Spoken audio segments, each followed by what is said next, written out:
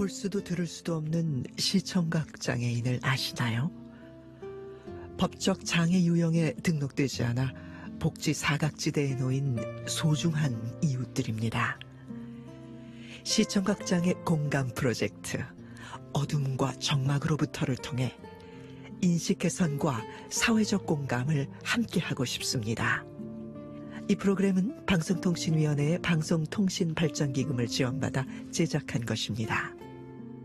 시청각장애 공감 프로젝트 어둠과 정막으로부터 지금 시작합니다.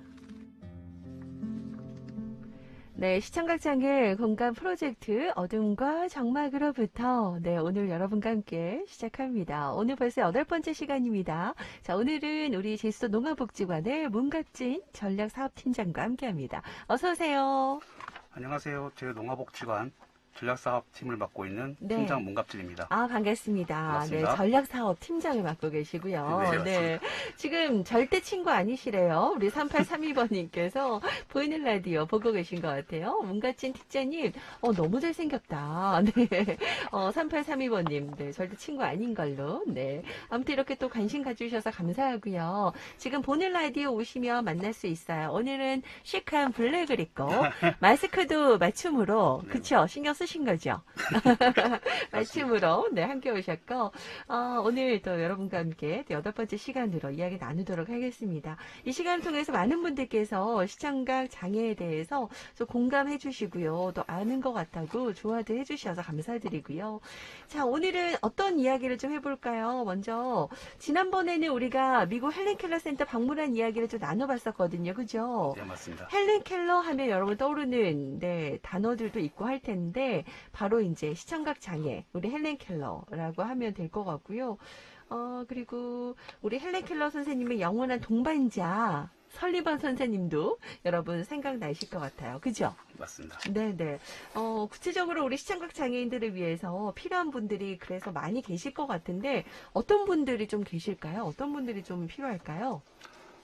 헬렌 켈러를 위해 네. 앤 설리번은 네. 그 일생을 바쳐 조력자 역할을 했고요. 네.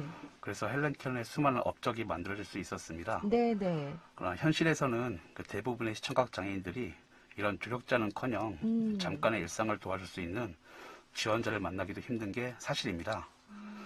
지난 방송에서 잠깐 언급했었지만 사실 시청각 장애인에게 가장 필요한 지원은 사람이거든요. 네. 의사소통과 일상을 도와줄 수 있는 지원 인력들이 충분히 있다면 네. 시청각 장애인들이 살아가는데 큰 어려움을 겪지 않을 수 있습니다. 그 미국의 사례를 말씀드린다면 지난번 소개해드렸던 미국 헬렌 켈러 센터를 예로 들 수 있을 것 같습니다. 네네. 과거 그 시청각 장애인이 헬렌 켈러를 위해 조력자의 역할을 앤 설리번 선생님 한 분이 담당하였다면 현재 헬렌 켈러 센터에서는 시청각 장애인의 독립적인 생활을 지원할 수 있도록 네. 각 분야별로 전문 인력을 양성하여 시청각 장애인들에게 필요한 서비스를 제공하고 있습니다.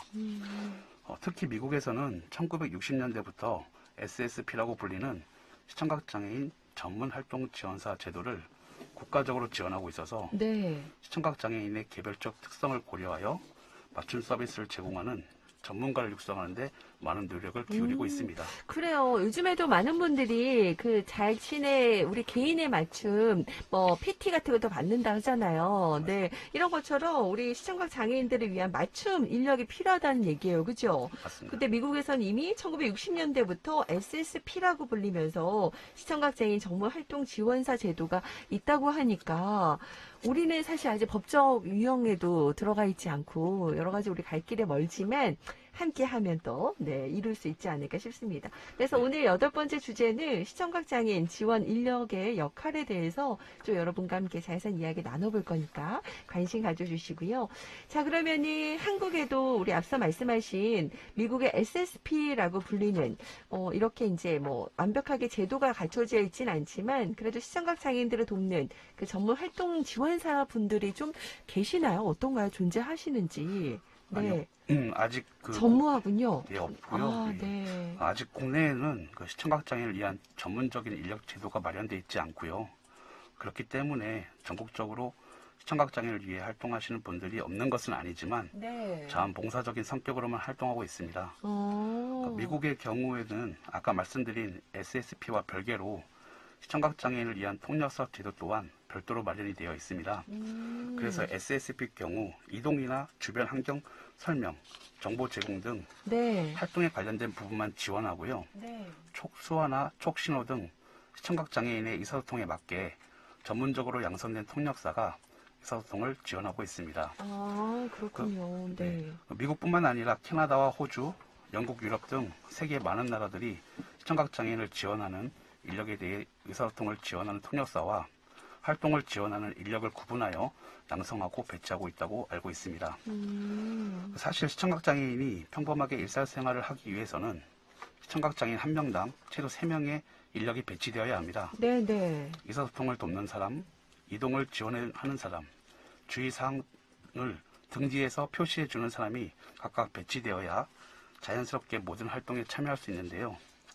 최소한이라고 한 것은 상황에 따라 장시간의 강의에 참여하거나 동시에 많은 정보를 전달해야 할 경우 통역이나 정보 전달을 교대해줄 인원까지 사실 필요하기 때문입니다. 그렇지만 우리나라에서는 장애인 한 명당 전문 인력 한 명이 배치되는 1:1 지원조차 어려운 것이 현실이죠. 그렇게 되면 한 사람당 소요되는 예산이 너무 많이 든다는 이유이기도 하고요. 네네. 이러한 전문 인력 배치의 필요성에 대해서도 잘 공감하지 못하고 있기 때문입니다. 다른 나라에서는 이미 수십 년 전부터 시청각장애인을 위한 전문 지원 인력의 중요성을 인지하는 것과 비교하면 네네. 아직도 갈 길이 멀다고 생각이 듭니다.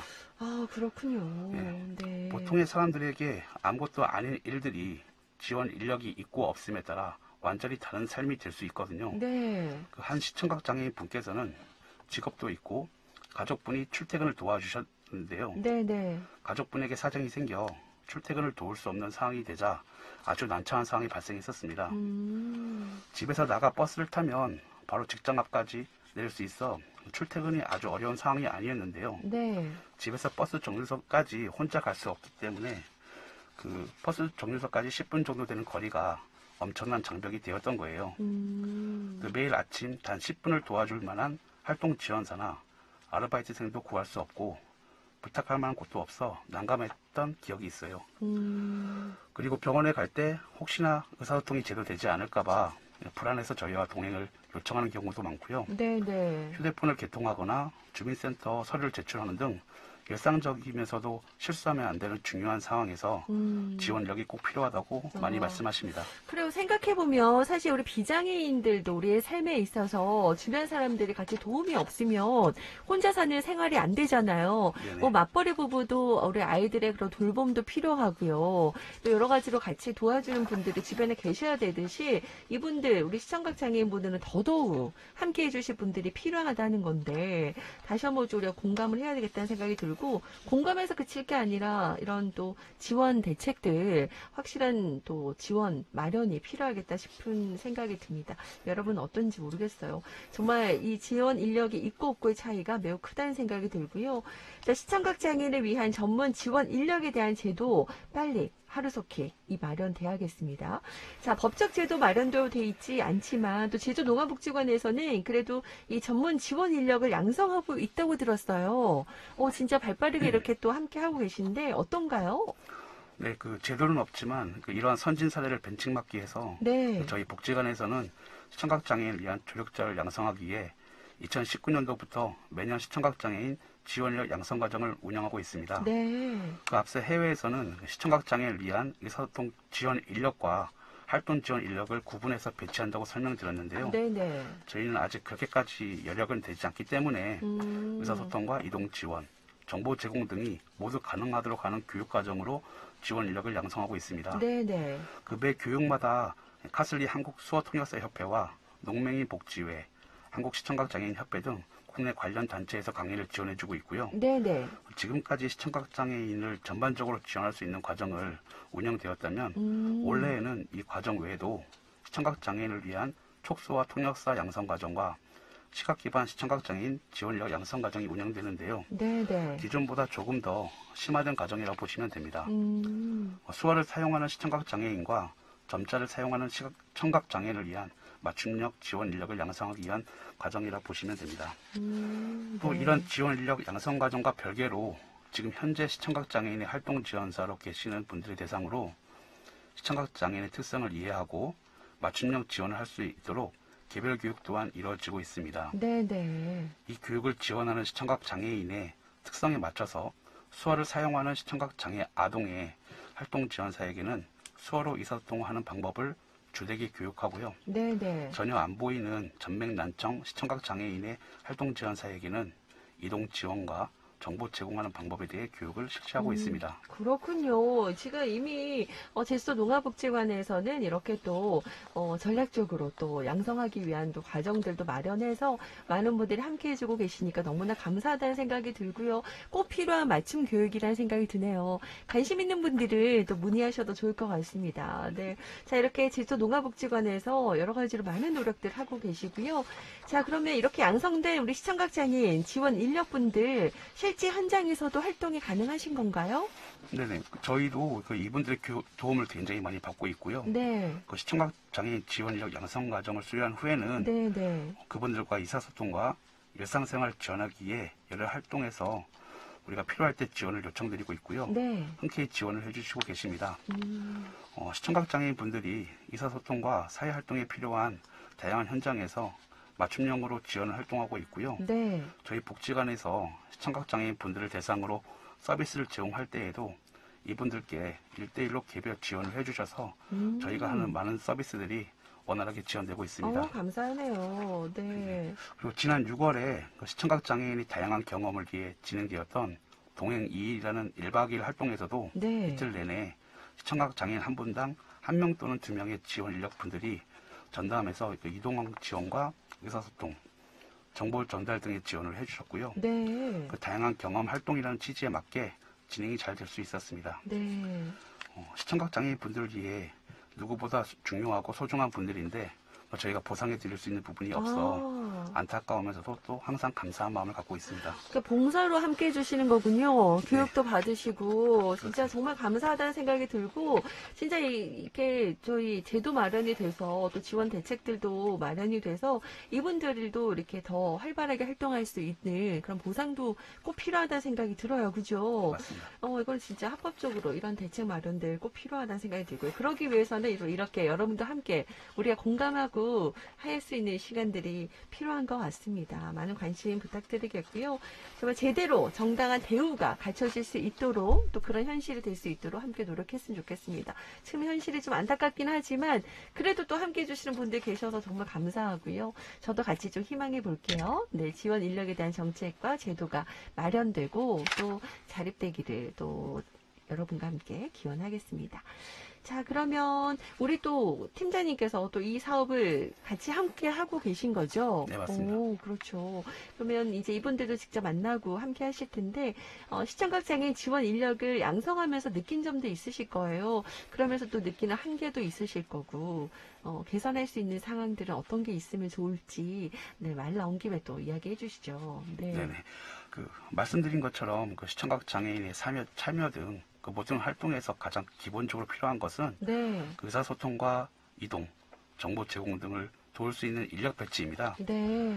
그렇기에 시청각 장애인 지원 인력과 시청각 장애인 전문 활동 지원사, 시청각 장애인을 위한 수어 통역사 등 시청각 장애인을 전문적으로 지원하는 인력의 양성과 배치가 필수적으로 요구되지만 네.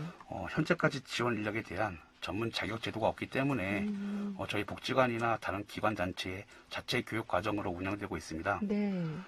그렇다 보니 교육을 할 수 있는 과정도 한계가 있고요. 네. 전국적으로 통일된 과정도 아니기 때문에 각 기관 단체마다 필요로 하는 역량이 각각 다르고 그 필요한 부분을 중심으로 된 교육을 하고 있지만 전문 자격 제도가 마련되어 있지 않아서 이런 교육 과정 동안 체계적으로 정리될 필요가 있습니다. 네. 네. 그리고 제도화된 자격이 아니기 때문에 현장에서 활동하고 있는 지역 인력분들의 정당한 수당을 지원할 수 있는 근거가 없고요. 지금 현재 유급자원봉사로 머무르고 있을 뿐 네. 지역 인력분들이 봉사 정신과 선한 마음에 기대서 요청할 수밖에 없는 상황입니다. 그래 언제까지 이렇게 할 수는 없는 거예요, 그죠? 맞습니다. 네. 앞으로 장기적으로 봤을 때 시청각 장애인이 완전한 사회 참여와 일상 영위를 위해서는 반복해서 말씀드리지만 시청각 장애인을 전문적으로 지원할 수 있는 인력에 대해 양성과 배치 방안이 제도적으로 마련되어야 하고요. 네네. 시청각장애를 위한 활동 보조사나 청각장애를 위한 수화 통역사 같이 시청각장애인의 지역 인력의 배치와 수당 지급에 대한 내용 또한 제도적으로 마련되어야 한다고 생각됩니다. 그렇습니다. 이 수어가 우리나라 제2의 국어, 공용어로 인식되는 것까지도 참 많은 시간이 걸렸어요. 그죠? 맞습니다. 요즘에 그래도 수어 통역사가 코로나19로 또 사실 우리 계속해서 이제 방역수칙 관련해서 또 옆에 계시잖아요.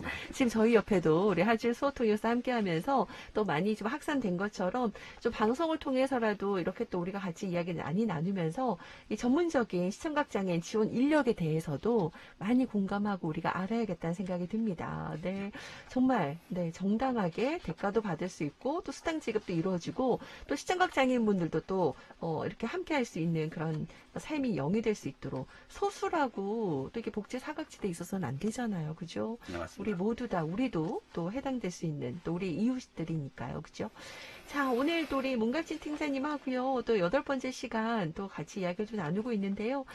마지막으로 우리 또 가족 여러분에게 하고 싶은 얘기 있으실 것 같아요. 네. 네, 저희 복지관에서는 시청각장애인 지원 인력을 양성하기 위해서 교육과정을 매년 운영하고 있습니다. 네. 이 방송을 들으면서 시청각장애인에 관심이 생기고 지원 인력으로 활동하고 싶은 분이 있으시다면 네. 저희 복지관으로 연락 부탁드리고요. 네네. 그리고 방송을 빌려 꼭 전하고 싶은 말이 있는데요. 어떤 건가요? 시청각장애인 분들이 평범한 일상과 행복한 삶을 위해 항상 곁에서 함께 해주시는 시청각장애인 지역 인력분들에게 이 기회를 통해 진심을 다해 감사의 마음을 전해드리고 싶습니다. 정말요. 이런 분들이 계시고 또 우리 삶에 있어서 좀 꼭 필요하신 분들이라는 생각이 들어요. 정말 여러분이 희망입니다. 감사드리네요, 저도. 그렇습니다. 네. 자, 오늘 시청각장애 공감 프로젝트 어둠과 정막으로부터 오늘 8번째 시간, 오늘은 우리 제주도농아복지관의 문갑진 전략사업팀장과 함께 시청각장애인 지원 인력의 역할 그리고 중요성에 대해서 함께 알아보는 시간이었습니다. 오늘 시간 감사드립니다. 고맙습니다. 고맙습니다. 네, 시청각장애 공감 프로젝트 어둠과 정막으로부터 오늘은 여기까지 마무리하고요. 이 프로그램은 방송통신위원회의 방송통신발전기금을 지원받아서 제작하고 있습니다.